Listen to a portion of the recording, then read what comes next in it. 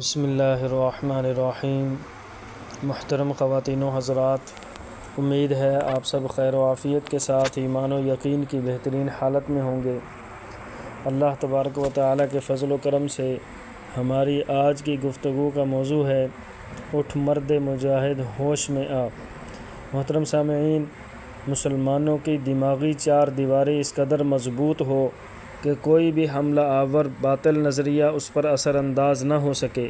ہماری ایمانی حدت، جذبہ جہاد، موت سے محبت، مضبوط نظریے، پختہ عزم و یقین، علم و عرفان میں لاسانی، جرأت و بہادری، جود و سخا، انسانیت کی فلاح و ترقی میں دیوانوں کی سی دھن، بہترین عقائد اور نظریات جن میں سر فہرست عقیدہ توحید اور رسالت انبیاء علیہم السلام پر ایمان،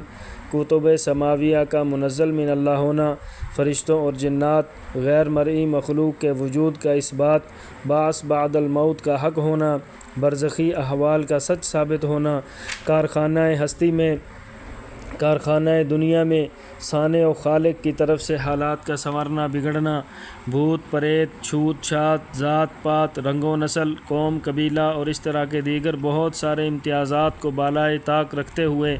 تمام انسانوں کا بلا تفریق کافر و مسلم اولاد آدم علیہ السلام ہونا، صحابہ کرام رضوان اللہ تعالی علیہم اجمعین کے فضائل و مناقب کا ماننا، دل و جان سے ان کو معیار عدل و حق تسلیم کرنا، اولیاء اللہ کی ولایت، تصرفات ارواح کا باذن اللہ ہونا، بلا فصل حضرت ابوبکر صدیق رضی اللہ تعالی عنہ کو مسلمانوں کا خلیفہ اول ماننا،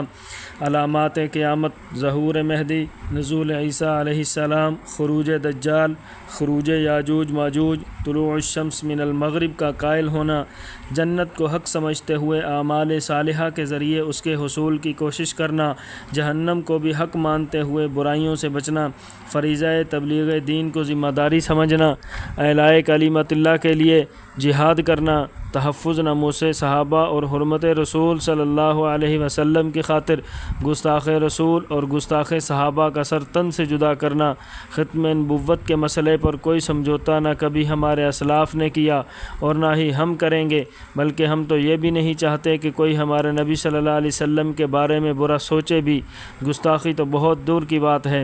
ہمیں ایمان کا مطلب بس اتنا ہی سمجھ آیا، رسول پاک کی حرمت پہ تن من دھن فدا کرنا، مسلمانوں کا شیوا ہے محمد سے وفا کرنا، نماز عشق تلواروں کے سائے میں ادا کرنا، مسلمانوں کا شیوا ہے محمد سے وفا کرنا، جسے کٹنا نہیں آتا ہے ناموس رسالت پر، بدن پر بوجھ ہے وہ سر اٹھا کر بوجھ کیا کرنا، مسلمانوں کا شیوا ہے محمد سے وفا کرنا۔ محترم سامعین، دنیا بھر کے کافر یہود و نصارہ تھک چکے تھے، ہر میدان میں مسلمان ان کو مات دے چکے تھے، مسلمانوں کے اعلیٰ اخلاق اور بلند کردار کے سامنے ان کی تمام تر قوت جواب دے چکی تھی۔ بڑی سوچ و بچار کے بعد انہوں نے یہ طے کیا کہ مسلمانوں کی روحانی اور ایمانی قوت کو کمزور کیے بغیر ہم تیر و تلوار سے ان پر غلبہ حاصل نہیں کر سکتے، لہذا انہوں نے اپنی تمام تر توجہ کا رخ اسی طرف موڑ دیا، مسلمانوں کے ایمان کو بگاڑنے کے لیے اوچھے ہتھ کنڈے استعمال کرنے لگے۔ سادہ لو مسلمان کفار کے پروپیگنڈے کا نہ صرف شکار ہوئے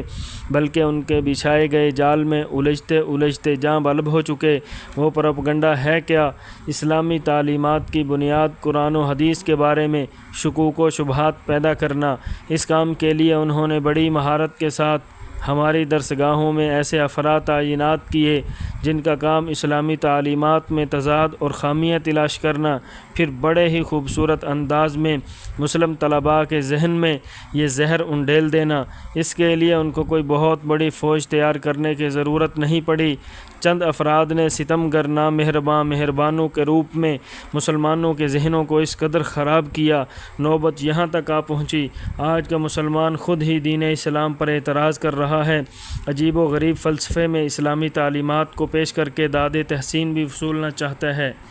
مسلمانوں، ہر روز نت نئے فتنے مسلمانوں کے ایمان کو کمزور کرنے کے لیے ابھر رہے ہیں۔ مسلمان آنکھ بند کیے اس دلدل میں دھنستے جا رہے ہیں۔ مسلمانوں، یاد رکھو، دنیا میں اگر تم ترقی چاہتے ہو تو اسلامی تعلیمات کو لازم پکڑو۔ تمہاری سربلندی اور تمام انسانیت کی خیر صرف اور صرف نبوی تعلیمات کے مطابق زندگیاں بسر کرنے میں ہے۔ دینی تعلیمات میں کوئی ٹکراؤ نہیں ہے۔ دین تو سراسر بھلائی ہی بھلائی کا نام ہے۔ علماء امت سے دستبستہ درخواست ہے، گزارش ہے کہ اپنے مسلکی اور ذاتی مفادات کو برطرف کرتے ہوئے اسلامی نظام کے نفاذ کے لیے اٹھ کھڑے ہوں۔ صاف کریں مسلمانوں کے ذہنوں کو، خالص کریں اہل اسلام کے قلب و جان کو دین اسلام کے لیے۔ حمیت اسلامی بیدار کیجیے، اپنی صفوں میں اتحاد و یگانگت، اپنی نیتوں میں اخلاص پیدا کریں۔ یہ نہ سوچیں لوگ کیا کہیں گے، بلکہ یہ سوچئے کہ نبی پاک صلی اللہ علیہ وسلم کو کیا منہ دکھائیں گے،